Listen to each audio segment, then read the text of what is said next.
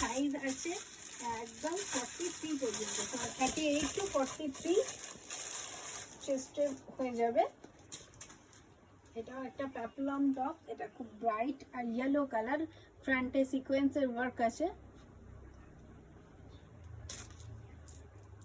বেশ গ্লসি সুন্দর এরকম। Arpita Bhowmik, wow super.